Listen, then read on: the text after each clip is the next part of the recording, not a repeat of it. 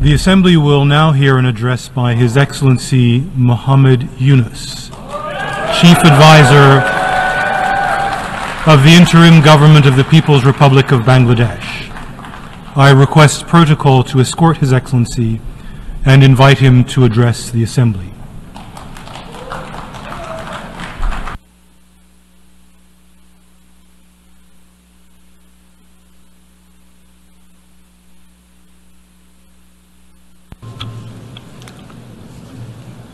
बिस्मिल्लाहिर्रहमानिर्रहीम। माननीय सभापति, জাতিসংঘের সাধারণ পরিষদের সভাপতি নির্বাচিত হওয়ায় প্রথমেই আপনাকে আন্তরিক অভিনন্দন জানাচ্ছি। আমি আশ্বস্ত করছি যে আপনার এই দায়িত্ব পালনকালে বাংলাদেশ প্রতিনিধি দল আপনাকে পূর্ণাঙ্গ সহযোগিতা প্রদান করবে। জাতিসংঘের ম্যান্ডেটকে সমুন্নত রেখে বৈশ্বিক সংকট সমূহ নিরসনে মহাসচিব অ্যান্টোনিও গুতেরেসের দৃঢ় প্রতিজ্ঞ সাফল্যমণ্ডিত নেতৃত্বের জন্য তাকেও জানাই আন্তরিক সাধুবাদ। সামিট অব দ্য ফিউচার আয়োজনে আমি মহাসচিবের দূরদর্শী ভূমিকার বিশেষ প্রশংসা করছি। সম্মেলনে যে pact for the future and declaration on future generations সর্বসম্মতভাবে গৃহীত হয়েছে, তা এজেন্ডা 2030 পরবর্তী বৈশ্বিক উন্নয়ন কর্মপন্থা নির্ধারণে বিশেষ সহায়ক হবে বলে আমি মনে করি। বাংলাদেশ বিশ্বাস করে যে এই সম্মেলনের অর্জন বৈশ্বিক সমৃদ্ধি অর্জনের জন্য আমাদের সবার অভিপ্রায় ও সহযোগিতা কাঠামো প্রণয়নে দিক নির্দেশক হিসেবে কাজ করবে।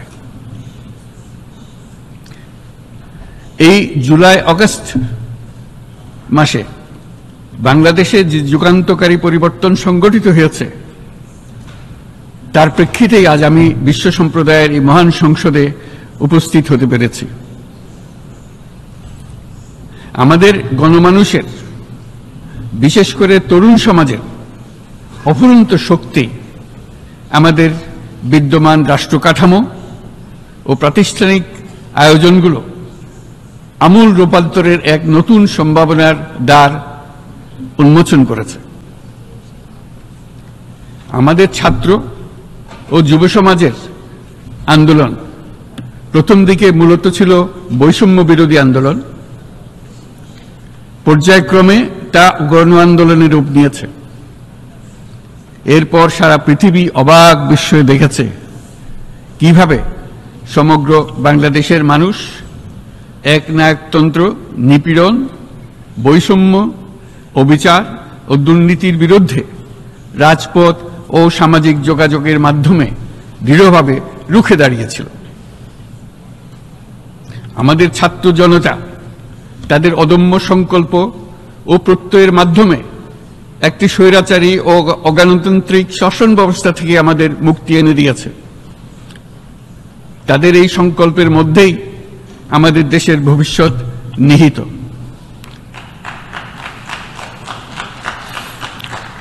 যা এই দেশকে বিশ্ব সম্প্রদায়ের মাঝে একটি দায়িত্বশীল জাতির মর্যাদায় উন্নত করবে বলে আমি বিশ্বাস করি। এই গণ আন্দোলন রাজনৈতিক অধিকার ও উন্নয়নের সুবিধাবঞ্চিত বাংলাদেশের আপামর জনসাধারণকে ঐক্যবদ্ধ করেছে। বাংলাদেশের মানুষ উন্নয়ন কর্মকাণ্ডকে অন্তর্ভুক্তিমূলক অংশীদারিত্ব রূপে দেখতে চেয়েছিল। আমাদের জনগণ একটা ন্যায্য, অন্তর্ভুক্তিমূলক ও কার্যকর গণতন্ত্রের জন্য লড়াই করেছে, যার জন্য আমাদের নতুন প্রজন্ম জীবন উৎসর্গ করেছে। আমাদের এই তরুণীরা যে প্রজ্ঞা, সাহস ও প্রত্যয় দেখিয়েছে তা আমাদের অভিভূত করেছে, সারা বিশ্ববাসীকে অভিভূত করেছে। বন্দুকের গুলি উপেক্ষা করে বুক পেতে দাঁড়িয়ে গিয়েছিল আমাদের এই তরুণরা। অবৈধ রাষ্ট্র ক্ষমতার বিরুদ্ধে প্রবলভাবে সোচ্চার হয়েছিল আমাদের তরুণ তরুণীরা, স্কুল পড়ুয়া কিশোর কিশোরীরা। তারা নিঃসঙ্গ চিত্তে উৎসর্গ করেছিল তাদের জীবন। শত শত মানুষ চিরতরে হারিয়েছে তাদের দৃষ্টিশক্তি। আমাদের মায়েরা, দিনমজুররা ও শহরের অগণিত মানুষ তাদের সন্তানদের কাঁধে কাঁধ মিলিয়ে নেমেছিল রাজপথে। তপ্ত রোদ, বৃষ্টি, মৃত্যু ভয়কে তোয়াক্কা না করে তারা সত্য ন্যায়সঙ্গত আকাঙ্ক্ষার বিরুদ্ধে দীর্ঘকালব্যাপী রাষ্ট্রযন্ত্রকে পরিচালনা করার অশুভ ষড়যন্ত্রকে পরাভূত করেছিল। জনগণের এই আন্দোলনে আমাদের জানা মতে প্রায় 800-এরও বেশি জীবন আমরা হারিয়েছি স্বৈরাচারী শক্তির হাতে। উদারনীতি, বহুত্ববাদ ও ধর্মনিরপেক্ষতার উপর মানুষের গভীর বিশ্বাস থেকেই বাংলাদেশ রাষ্ট্রের অভ্যুদয় হয়েছিল। 1971 সালে যে মূল্যবোধকে বুকে ধারণ করে আমাদের গণমানুষ যুদ্ধ করেছিল, সেই মূল্যবোধকে বহু বছর পরে আবার জেনারেশন জি, যে প্রজন্ম জি, নতুনভাবে আমাদেরকে দেখতে শিখিয়েছে। এরকমটি আমরা দেখেছিলাম 1952 সালের ভাষা আন্দোলনে, বাংলাকে মাতৃভাষা হিসেবে প্রতিষ্ঠার সময়। বাংলাদেশের এই অভ্যুত্থান আগামী দিনগুলোতে বিশ্বের বিভিন্ন প্রান্তে মানুষকে মুক্তি ও ন্যায় বিচারের পক্ষে দাঁড়াতে প্রেরণা যোগাবে। আমাদের মুক্তি ও গণতান্ত্রিক আকাঙ্ক্ষাকে বাস্তবে রূপ দিতে আমি তাই আজ বিশ্ব সম্প্রদায়কে আমাদের নতুন বাংলাদেশের সঙ্গে সম্পৃক্ত হওয়ার উদাত্ত আহ্বান জানাচ্ছি। মাননীয় সভাপতি, যে রাষ্ট্র কাঠামো দুঃসহ হয়ে গেছে তার পুনর্গঠনের জন্য আমাদের তরুণরা, দেশের আপামর জনসাধারণ একমত হয়ে আমার এবং আমার উপদেষ্টা পরিষদের উপর আস্থা রেখে সরকার পরিচালনার এক মহান দায়িত্ব আমাদের উপর ন্যস্ত করেছে। এই দায়িত্ব গ্রহণের পর আমরা গভীর বিস্ময় ও হতাশার সঙ্গে মুখোমুখিভাবে দেখতে পাচ্ছি কিভাবে সর্বগ্রাসী দুর্নীতি একটি কার্যকর গণতান্ত্রিক ব্যবস্থাকে ধ্বংসস্তূপে পরিণত করেছে, কিভাবে রাষ্ট্রের মূল প্রতিষ্ঠানগুলোকে নির্মমভাবে দলীয়করণের আবর্তে বন্দী করে রাখা হয়েছিল, কিভাবে জনগণের অর্থকে লুটপাট করা হয়েছিল, কিভাবে একটি বিশেষ স্বার্থান্বেষী গোষ্ঠী সমস্ত ব্যবসা বাণিজ্যকে অন্যায়ভাবে নিজেদের হাতে কুক্ষিগত করে দেশের সম্পদ অবাধে বিদেশে পাচার করে দিয়েছে। এক কথায়, কিভাবে প্রত্যেকটি পর্যায়ে ন্যায়, নীতি ও নৈতিকতা অদৃশ্য হয়ে গিয়েছিল। এরকম এক অবস্থার দেশকে পুনর্গঠন এবং জনগণের কাঙ্ক্ষিত রাষ্ট্র ব্যবস্থা প্রতিষ্ঠিত করার জন্য আমাদের উপর দায়িত্ব প্রদান করা হয়েছে। অতীতের ভুলগুলোকে সংশোধন করে একটা প্রতিযোগিতামূলক ও শক্তিশালী অর্থনীতি এবং ন্যায়ভিত্তিক সমাজ ব্যবস্থা গড়ে তোলাই এই মুহূর্তে আমাদের মূল লক্ষ্য। বর্তমান পরিবর্তিত পরিস্থিতিতে সকল রাজনৈতিক দল এখন স্বাধীনভাবে তাদের মতামত প্রকাশ করতে পারছে। যে সব ব্যক্তি বা প্রতিষ্ঠান রাষ্ট্রীয় কাজ ও সিদ্ধান্ত গ্রহণ করার প্রক্রিয়ায় সম্পৃক্ত, তাদের প্রত্যেকের জবাবদিহিতা নিশ্চিত করাই আমাদের অগ্রাধিকার। আমরা মানুষের মৌলিক অধিকারকে সমুন্নত ও সুরক্ষিত রাখতে দৃঢ়প্রতিজ্ঞ। আমাদের দেশের মানুষ মুক্তভাবে কথা বলবে, ভয়ভীতি ছাড়া সমাবেশ করবে, তাদের পছন্দের ব্যক্তিকে ভোট দিয়ে নির্বাচিত করবে, এটাই জাতির আকাঙ্ক্ষা এবং এটাই আমাদের লক্ষ্য। বিচার বিভাগের স্বাধীনতা সংরক্ষণ ও সাইবার ডোমেইন সহ গণমাধ্যমের স্বাধীনতা সুসংহতকরণে আমরা প্রতিজ্ঞাবদ্ধ। আমাদের একজন কৃষক বা একজন শ্রমিকের সন্তানও যেন সমাজের সর্বোচ্চ শিখরে পৌঁছতে পারে, সেই লক্ষ্যে বিশালকার অবকাঠামো নির্মাণের বদলে স্বাস্থ্য ও শিক্ষা খাতে বরাদ্দ বৃদ্ধির আমরা গুরুত্ব আরোপ করছি।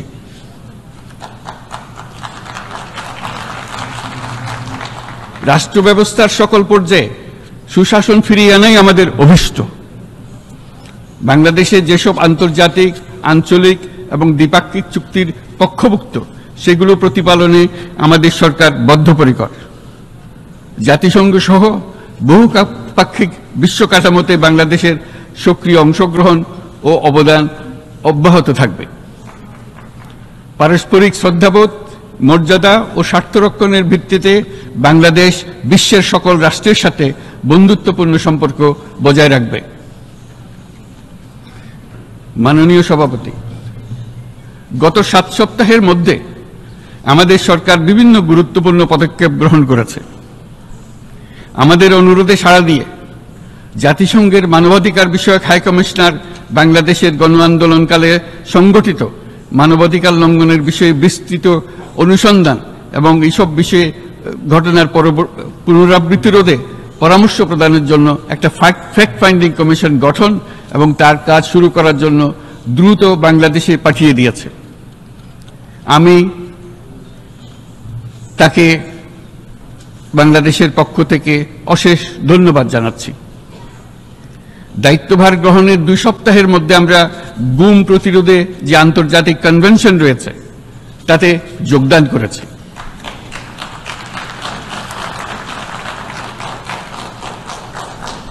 এর আশু বাস্তবায়নের জন্য প্রয়োজনীয় দেশীয় আইন ও বিধি প্রণয়নে আমরা এখন প্রক্রিয়া শুরু করেছি। বাংলাদেশে গত 1.5 দশকে যে সমস্ত গুমের অভিযোগ রয়েছে সেগুলো তদন্ত করার জন্য একটি তদন্ত কমিশন এই মুহূর্তে কর্মরত আছে। মানুষের আস্থা, আত্মবিশ্বাস ফিরিয়ে আনতে এবং নির্মম অতীত যেন আর ফিরে না আসে কোনোদিন, সেই জন্য আমরা কিছু সুনির্দিষ্ট খাতে সংস্কারকে অগ্রাধিকার দিয়েছি। সেই লক্ষ্যে আমরা বিদ্যমান নির্বাচন ব্যবস্থা, সংবিধান, বিচার ব্যবস্থা, জনপ্রশাসন, আইন শৃঙ্খলা ব্যবস্থা সংস্কারের জন্য স্বাধীন কমিশন গঠন করেছি। সংবাদপত্র ও গণমাধ্যমের সংস্কারের জন্যও পৃথক কমিশন সহ আরো কয়েকটি বিশেষ বিষয়ে কমিশন গঠন প্রক্রিয়াধীন রয়েছে। ব্যবসা বাণিজ্যে অনুকূল পরিবেশ সৃষ্টির লক্ষ্যে আমরা ব্যাংক ও আর্থিক খাতের ব্যাপক সংস্কারের উদ্যোগ গ্রহণ করেছি। কোনো বিদেশি ব্যবসা বা বিনিয়োগ যেন ক্ষতিগ্রস্ত না হয় তা নিশ্চিত করতে আমরা বদ্ধপরিকর। এসব সংস্কার যেন টেকসই হয়, দীর্ঘমেয়াদে নিশ্চিত করতে এবং অবাধ ও নিরপেক্ষ অংশগ্রহণমূলক নির্বাচনের জন্য উপযোগী পরিবেশ সৃষ্টি করতে আমরা কাজ করে যাচ্ছি। গণতন্ত্র, আইনের শাসন, সমতা, সমৃদ্ধি অর্জনের মাধ্যমে একটি ন্যায়ভিত্তিক সমাজ হিসেবে আত্মপ্রকাশের অভিপ্রায় বাস্তবায়নে আমি বাংলাদেশের প্রতি আন্তর্জাতিক সম্প্রদায়ের সমর্থন ও গভীরতর সম্পর্ক গঠন করার জন্য আহ্বান জানাচ্ছি।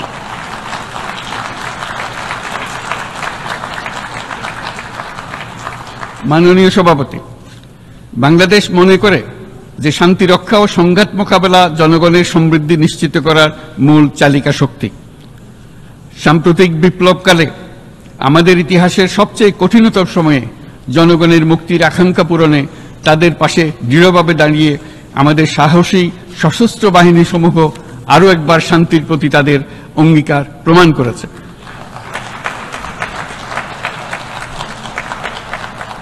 এটা সম্ভব হয়েছে শান্তি রক্ষায় আমাদের অঙ্গীকারের কেন্দ্রবিন্দুতে মানবাধিকারকে স্থান দেওয়ার ফলে। জাতিসংঘের পিস বিল্ডিং কমিশনের সূচনা লগ্ন থেকেই শান্তি রক্ষার মতো শান্তি বিনির্মাণেও বাংলাদেশ সমান অঙ্গীকার ব্যক্ত করে এসছে।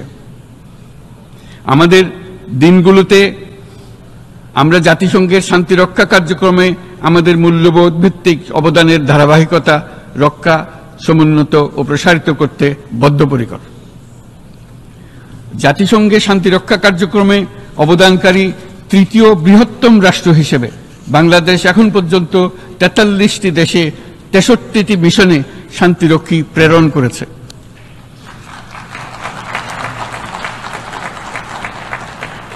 বসনিয়া থেকে শুরু করে কঙ্গো পর্যন্ত বিশ্বের বিভিন্ন প্রান্তে এসব মিশনে দায়িত্ব পালনকালে 168 জন বাংলাদেশি শান্তিরক্ষী নিজেদের জীবন বিসর্জন দিয়েছে।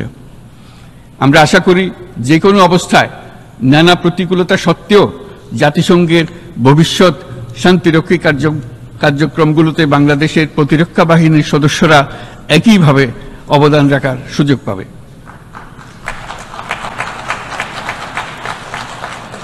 মাননীয় সভাপতি, আমাদের সকলের বাসস্থান এই পৃথিবী বৈশ্বিক অগ্রাধিকারগুলোকে সঠিকভাবে নির্ণয় করতে আগ্রহী। জলবায়ু পরিবর্তন আমাদের সকলের অস্তিত্বের প্রতি হুমকি স্বরূপ। এই গ্রীষ্মে সর্বকালের রেকর্ড ভঙ্গকারী তাপদাহ আমাদের জলবায়ুজনিত পরিবর্তনের কথা স্পষ্টভাবে স্মরণ করিয়ে দিয়েছে। আমাদের যা প্রয়োজন তা হলো জলবায়ু সম্পর্কিত ন্যায় বিচার, যাতে করে দায়িত্বজ্ঞানহীন সিদ্ধান্ত, উদাসীন আচরণ কিংবা এর মাধ্যমে সাধিত ক্ষতির বিষয়ে যারা সংশ্লিষ্ট তাদের দায়বদ্ধ করা যায়।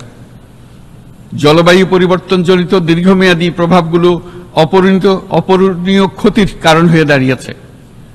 আমরা জীব বৈচিত্র্য হারিয়ে ফেলছি, প্যাথোজেনের পরিবর্তনের ফলে নতুন রোগ বাড়ছে, কৃষিক্ষেত্রে চাপ বাড়ছে ক্রমাগতভাবে, পানি সম্পদ ঝুঁকিতে ফেলছে আমাদের বাসযোগ্যতাকে, সমুদ্র পৃষ্ঠের উচ্চতা বৃদ্ধি এবং লবণাক্ততা আমাদের ক্ষতি করছে প্রতিনিয়ত। ঘূর্ণিঝড়ের সংখ্যা ও মাত্রা বৃদ্ধির কারণে যেই ক্ষতি হচ্ছে তাকে উপেক্ষা করার সুযোগ নেই। ক্ষুদ্র কৃষক, প্রান্তিক পর্যায়ে জীবিকা অন্বেষণকারীরা জলবায়ু পরিবর্তনজনিত ঝুঁকির মুখোমুখি হচ্ছে সবচেয়ে বেশি। আমি আজ এই বিশ্ব সভায় যখন কথা বলছি তখন বাংলাদেশের পূর্বাঞ্চলে 50 লাখেরও অধিক মানুষ তাদের জীবদ্দশায় হওয়া সবচেয়ে ভয়াবহ বন্যা মোকাবেলা করে যাচ্ছে। মহাসচিব গুতেরেস আমাদেরকে দেখিয়েছেন যে বিদ্যমান পরিক্রমা অব্যাহত থাকলে বিশ্বের গড় তাপমাত্রা 2.7 ডিগ্রি সেলসিয়াস বৃদ্ধির দিকে অগ্রসর হতে থাকবে। তাই বাংলাদেশের মতো জলবায়ু ঝুঁকিতে থাকা দেশগুলোতে অভিযোজনের জন্য ব্যাপক বিনিয়োগের আহ্বান জানাচ্ছি।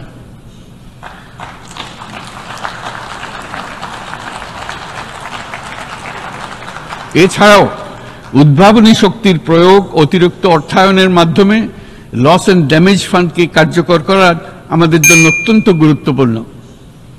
একইভাবে আমাদের প্রয়োজন প্রযুক্তির সহজলভ্যতা, সক্ষমতা বৃদ্ধি। নির্দিষ্ট করে বললে আমাদের দরকার জীবন রক্ষাকারী প্রযুক্তি, বিশেষত কৃষি, পানি এবং জনস্বাস্থ্য খাতে, যেখানে ক্ষুদ্র ক্ষুদ্র উদ্ভাবন এবং সমাধানসমূহ ঝুঁকিতে থাকা জনগোষ্ঠীকে রক্ষা করতে পারে। জলবায়ু সংকটের মোকাবেলা এবং বৈশ্বিক অর্থনীতি সুসংহতকরণে আমাদের যুগপৎভাবে কাজ করতে হবে। বিশ্ব সম্প্রদায় এখন কার্বন মুক্ত পৃথিবী গড়ে তুলতে মনোযোগী হচ্ছে।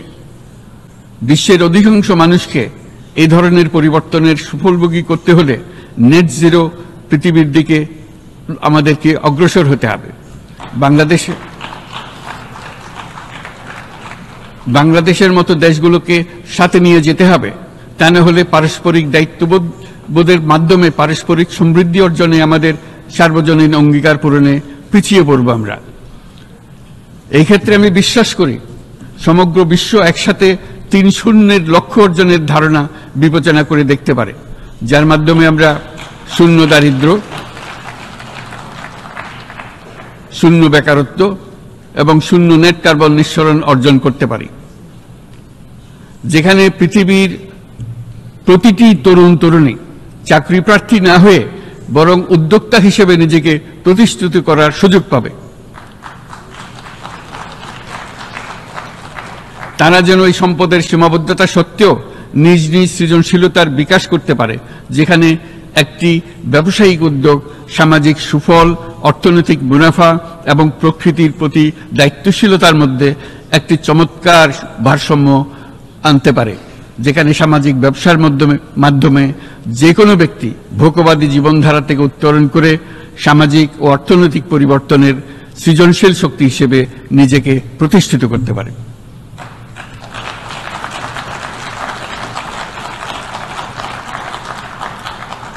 এই সময়ে তাই প্রয়োজন উন্নত উন্নয়নশীল সকল দেশসমূহ এবং বিভিন্ন অংশীদারদের মধ্যে নতুন দৃষ্টিভঙ্গি, নতুন মূল্যবোধ এবং নতুন একতা।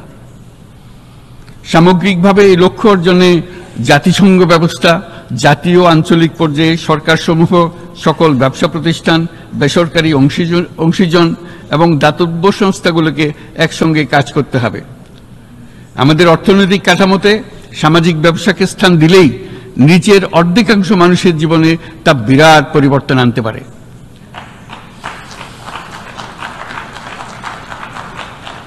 এই পদক্ষেপ একই সঙ্গে জলবায়ুর ধ্বংসাত্মক গতিকে সফলভাবে রোধ করতে পারে এবং বাজার ব্যবস্থার মাধ্যমেই এই মীমাংসা হতে পারে। এ বিষয়ে আমি মহাসচিব গুতেরেসের বিশেষ দৃষ্টি আকর্ষণ করছি। মাননীয় সভাপতি, বহুমুখী সংকটে জর্জরিত বর্তমান বিশ্বে যুদ্ধ এবং সংঘাতের ফলে ব্যাপক ভিত্তিতে মানুষের অধিকার খর্ব হচ্ছে। বিশ্ববাসীর উদ্বেগ এবং নিন্দা সত্ত্বেও গাজায় গণহত্যা থামছে না।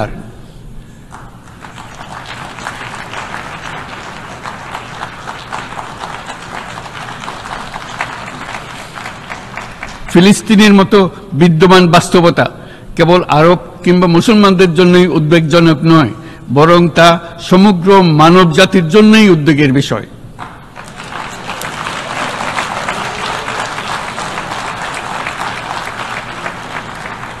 একজন মানুষ হিসেবে প্রত্যেক ফিলিস্তিনির জীবন অমূল্য।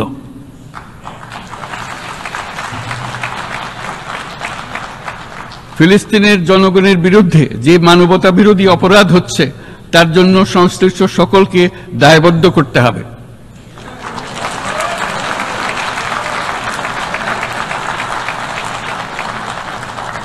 ফিলিস্তিনের জনগণের উপর চলমান নৃশংসতা, বিশেষত নারী এবং শিশুদের সাথে প্রতিনিয়ত যে নিষ্ঠুরতা বিশ্ব দেখাচ্ছে, তা থেকে নিস্তারের জন্য বাংলাদেশ অনতিবিলম্বে সম্পূর্ণ যুদ্ধবিরতির আহ্বান জানাচ্ছে।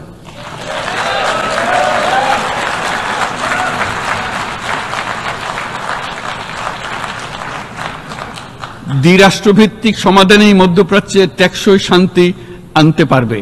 তাই জাতিসংঘ সহ আন্তর্জাতিক সম্প্রদায়ের সকলকে এর বাস্তবায়নের জন্য এখনই উদ্যোগ নিতে আহ্বান জানাচ্ছি।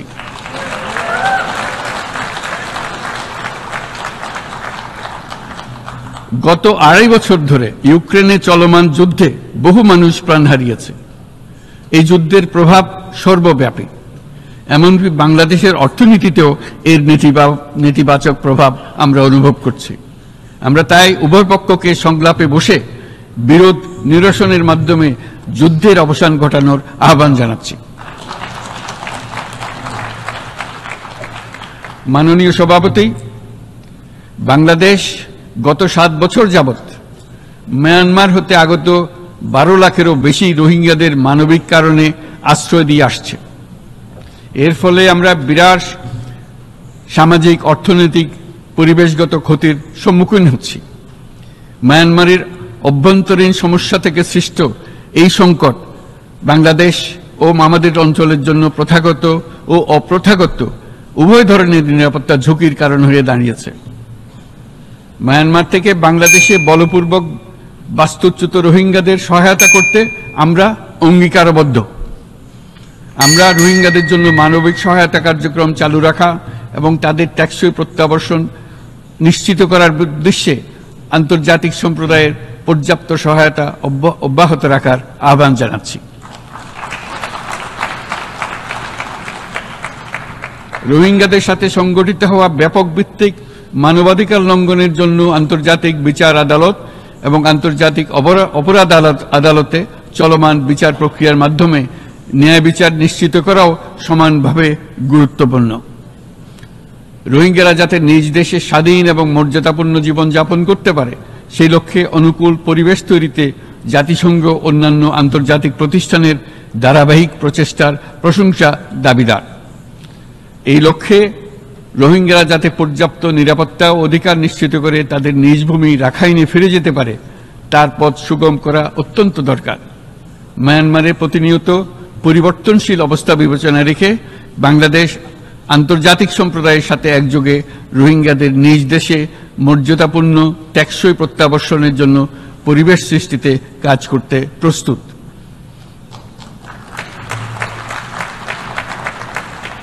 মাননীয় সভাপতি, রাজনৈতিক মুক্তি এবং সামাজিক অর্থনৈতিক জাগরণ ব্যতীত শান্তি ও নিরাপত্তা নিশ্চিতে সাফল্য অর্জন করা সম্ভব নয়। প্রায় এক দশক পূর্বে বিশ্ব সম্প্রদায় সর্বসম্মতক্রমে এজেন্ডা 2030 প্রণয়ন করেছিল। আমরা সবাই আমাদের সামষ্টিক আকাঙ্ক্ষা ও বিশ্বাস অর্পণ করেছি এই সার্বজনীন টেকসই উন্নয়ন অভিষ্টগুলো অর্জনে। সার্বিকভাবে মাত্র 17% ও কম লক্ষ্যমাত্রা অর্জন হয়েছে। স্পষ্টতই এই ক্ষেত্রে অনেক উন্নয়নশীল রাষ্ট্র আরও পিছিয়ে আছে। উন্নয়নশীল দেশগুলোকে এসডিজি অর্থায়নে বছরে প্রায় 2.5 থেকে 4 ট্রিলিয়ন মার্কিন ডলারের সমান ঘাটতি মোকাবেলা করতে হচ্ছে। উন্নয়নশীল বিশ্বের ঋণের বোঝা, ক্ষয়িষ্ণু আর্থিক সক্ষমতা এবং জলবায়ু পরিবর্তনের ক্ষতিকর প্রভাবের কারণে বাংলাদেশের মতো দেশগুলিতে বেশি ঝুঁকিতে রয়েছে। আমরা আশা করি উন্নয়নের জন্য অর্থায়ন সংক্রান্ত চতুর্থ আন্তর্জাতিক সম্মেলনে এই ধরনের জটিল এবং কাঠামোগত সমস্যাগুলোর দিকে নজর দেওয়া হবে। বহুপাক্ষিক আর্থিক প্রতিষ্ঠানগুলোকে এমন অভিন্ন লক্ষ্যে নিয়ে যাওয়ার কাজ করতে হবে যাতে সকল রাষ্ট্র সমানভাবে সম্পদ ও সুযোগের ব্যবহার করতে পারে। তারা নিজেদের কর্মসূচিতে সামাজিক ব্যবসাকে গুরুত্বপূর্ণ ভূমিকা দিতে পারে, যাতে নিম্ন আয়ের দেশগুলোর বাস্তবতাকে বিশেষভাবে মোকাবেলা করা যায়, যা ব্যবসায়ী উদ্যোগ এবং ব্যক্তির সৃজনশীলতাকে উদ্বুদ্ধ করে, যা বঞ্চিত জনগোষ্ঠীকে বিশালভাবে সহায়তা করে। এই ক্ষেত্রে অবৈধ অর্থের প্রবাহ এবং উন্নয়নশীল দেশগুলো থেকে সম্পদ পাচার বন্ধ করা অত্যন্ত আবশ্যক। উন্নয়নশীল দেশগুলো থেকে পাচার হয়ে যাওয়া সম্পদ ফেরত আনার জন্য আন্তর্জাতিক সহযোগিতা জোরদার করতে হবে। আমরা আশা করি কর ফাঁকি রোধে আন্তর্জাতিক কর কনভেনশন অতি শীঘ্রই গৃহীত হবে। মাননীয় সভাপতি, আমরা যে নিবিড়ভাবে সংযুক্ত বিশ্বে বসবাস করছি, সেখানে অভিবাসন এবং মানুষের অবাধ প্রবাহ এক অলঙ্ঘনীয় বাস্তবতা। বাংলাদেশি নাগরিকরা প্রতিনিয়ত বিভিন্ন দেশে অভিবাসী হিসেবে যাচ্ছেন। তারা বিভিন্ন দেশে তাদের কর্মসংস্থানের সন্ধানে আছেন। বিশ্বের বিভিন্ন প্রান্তে এই মুহূর্তে প্রায় 1.5 কোটি প্রবাসী বাংলাদেশি আছেন। সকলের জন্য অভিবাসনের উপযোগিতা নিশ্চিত করতে বিশ্ব সমাজকে নিরাপদ, সুশৃঙ্খল এবং নিয়মিত মর্যাদাপূর্ণ অভিবাসনের পথ সুগম করতে হবে। আন্তর্জাতিক সম্প্রদায়কে অভিবাসীদের মানবাধিকার এবং তাদের প্রতি মানবিক আচরণ নিশ্চিত করতে হবে। অভিবাসনের উপর 2018 সালে যে গ্লোবাল কম্প্যাক্ট অন মাইগ্রেশন গৃহীত হয়েছে, তার পূর্ণ বাস্তবায়নে বাংলাদেশ প্রতিশ্রুতিবদ্ধ এবং একই সাথে অনিরাপদ অভিবাসন রোধেও আমরা বদ্ধপরিকর। মাননীয় সভাপতি, প্রতি বছর প্রায় 25 লক্ষ তরুণ তরুণী বাংলাদেশের শ্রমবাজারে যুক্ত হচ্ছেন। বাংলাদেশের বিপুল জনশক্তির প্রায় 2/3 তরুণ।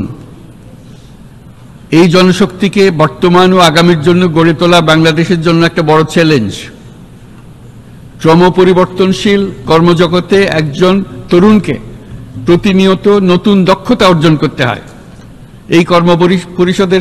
এই কর্মপরিবেশের সাথে মানিয়ে নেওয়া শিখতে হয়। এই জন্য বাংলাদেশ যখন মধ্যম আয়ের দেশ হিসেবে উন্নতি হচ্ছে, তখন আমরা শিক্ষা এবং প্রযুক্তিগত সহায়তা লাভের উপর বিশেষ জোর দিচ্ছি। এবার কৃত্রিম বুদ্ধিমত্তার বিষয়ে আসি। কৃত্রিম বুদ্ধিমত্তার অভাবনীয় বিকাশ এবং এর বহুমাত্রিক প্রয়োগে বাংলাদেশ বিশেষভাবে আগ্রহী। আমাদের তরুণ সমাজ জেনারেটিভ আর্টিফিশিয়াল ইন্টেলিজেন্সের সম্ভাবনা নিয়ে উচ্ছ্বসিত।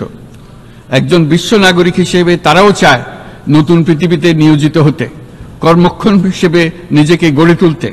বাংলাদেশের মতো বৃহৎ তরুণ জনগোষ্ঠীর দেশ যাতে কৃত্রিম বুদ্ধিমত্তার প্রয়োগজনিত অর্জিত সুফল থেকে পিছিয়ে না পড়ে, বিশ্ব সম্প্রদায়কে তা নিশ্চিত করতে হবে। একই সঙ্গে নিশ্চিত করতে হবে যেন কৃত্রিম বুদ্ধিমত্তার কারণে কর্মক্ষেত্রে মানুষের চাহিদা ক্রমাগতভাবে সংকুচিত হয়ে না যায়। এই প্রসঙ্গে আমি উল্লেখ করি যে আমরা ভিন্ন একটা ইন্টেলিজেন্স, অটোনোমাস ইন্টেলিজেন্স, অর্থাৎ যে কৃত্রিম বুদ্ধিমত্তা নিজেই নিজের কৃত্রিম বুদ্ধিমত্তাকে সম্প্রসারিত করতে পারে মানুষের কোনো হস্তক্ষেপ ছাড়াই, তার ব্যাপারে আমরা বৈজ্ঞানিকদের দৃষ্টি আকর্ষণ করতে চাই। তারা যেন এই ক্ষেত্রে অগ্রসর হওয়ার আগে মানুষের উপর এর প্রভাব সম্বন্ধে নিশ্চিত হয়ে অগ্রসর হন। আমাদের ধারণা অটোনোমাস ইন্টেলিজেন্স মানুষের অস্তিত্বকে বিপন্ন করে তুলতে পারে, কাজে এই ব্যাপারে আমাদের সম্পূর্ণ সজাগ থাকতে হবে।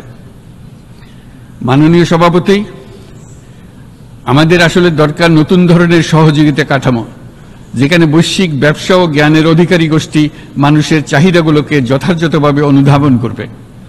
আন্তর্জাতিক সহযোগিতার মাধ্যমে উন্নয়নশীল দেশগুলোর জন্য এমন একটি রূপান্তরকারী ব্যবস্থা তৈরি করতে হবে যা কর্মসংস্থান, আর্থসামাজিক প্রতিকূলতা বা জীবিকার জন্য যুৎসয় সমাধান নিশ্চিত করবে। মাননীয় সভাপতি, আমাদের প্রচেষ্টা, সক্ষমতা এবং সম্পদ একত্রীকরণের মাধ্যমে সকলের সামর্থ্য, উদ্ভাবনী শক্তি এবং সমৃদ্ধিকে কাজে লাগাতে হবে। আর্থসামাজিক উন্নয়ন এবং জলবায়ু সহনশীলতা নিয়ে আমরা প্রতিনিয়ত যে প্রতিকূলতার সম্মুখীন হচ্ছি, সম্মিলিত উদ্যোগের মাধ্যমে তার মোকাবেলা করতে হবে। বৈশ্বিক দক্ষিণের দেশগুলোকে অনন্য অর্থনৈতিক এবং সামাজিক প্রেক্ষাপটে দক্ষিণ দক্ষিণ এবং ত্রিভুজীয় সহযোগিতা এই ক্ষেত্রে বিশেষভাবে সহায়ক হতে পারে বলে আমি মনে করি। বৈশ্বিক দক্ষিণের আওয়াজকে বিশ্বব্যাপী জোরালোভাবে তুলে ধরার জন্য প্রয়োজন সম্মিলিত উদ্যোগ। সেজন্য বৈশ্বিক এজেন্ডা প্রণয়ন ও বাস্তবায়ন নিশ্চিত করতে বৈশ্বিক দক্ষিণের দেশগুলোর মতামতকে যথাযথ গুরুত্বের সাথে বিবেচনা করতে হবে। জনাব সভাপতি, কোভিড অতিমারির অভিজ্ঞতায় আমরা দেখেছি জনস্বাস্থ্যে ব্যাপক বিনিয়োগ কতটা গুরুত্বপূর্ণ হতে পারে। বিশ্ব স্বাস্থ্য সংস্থায় বৈশ্বিক অতিমারি চুক্তির চলমান আলোচনায় বাংলাদেশ নেতৃত্ব প্রদান করে চলেছে।